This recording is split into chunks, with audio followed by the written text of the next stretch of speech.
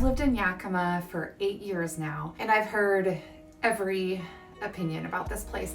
That it's boring, that it's dangerous, that there's nothing to do. And here's the thing, some of that comes from real data, but most of it is completely misunderstood. So in this video, I'm going to break down what the stats actually say, what people think they mean, and what it actually looks like living here day to day. So you can decide if Yakima is a place you'd actually love living, like I do. The first biggest misconception I hear is that Yakima is boring.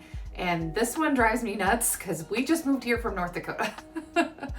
Because for a city our size, there is more going on here than people really expect. So here's the truth. Yakima is a you get what you put into it kind of place. This is not a city that entertains you automatically. But if you have hobbies, like good food, get involved, you will not be bored here. So I do want to talk about the big one, crime, because this is really where Yakima gets its reputation. Statistically, yes, Yakima does have higher crime than the national average. Overall, crime is about 20% higher than average. And property crime is that biggest category.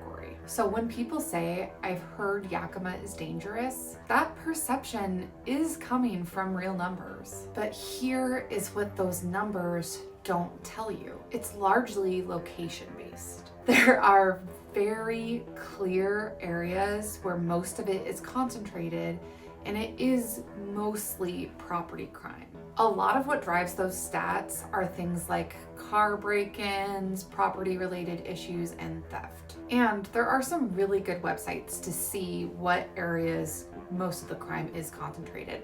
As a realtor, actually, I cannot provide that information to you like verbally in any real way, but I can send you to the source of that information. And just know that this is very different than random violent crime. Also, day-to-day life doesn't feel like the stats here. Most people living here day to day, they're going to work, going to dinner, going to events, and not living in fear. My experience after 8 years living here, Yakima feels like most cities that I've been in. You learn where to go, where not to go, and you just live your life. Now, I don't want to lead you to believe that I believe Yakima is for everyone, but I think Yakima not being for everyone is actually kind of a good thing. But I will tell you the kind of people who will thrive here. You will thrive here if you want lower stress and lower cost of living. You're going to thrive here if you like outdoors and hobbies, and if you appreciate food and living in community. Now, you're probably not going to love it if you need that big city energy and you want constant entertainment. And if you rely on the city to create your lifestyle. Now I want to talk about some of the pros and the underrated aspects of living here. And my favorite one, the food. The food here is incredible. While we do have chain restaurants just like anywhere, the amount of family-owned local restaurants from the fast food scene all the way up through fine dining is incredible.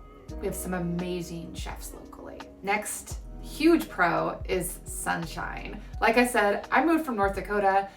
300 days of sunshine is amazing, and yes, it does matter more than you'd think. I also love the lifestyle here. Outdoor life is built into the culture here. Patio dining, indoor, outdoor living in the homes. It's an important part of everyday life here. Also, the arts community, which is a particular passion of mine.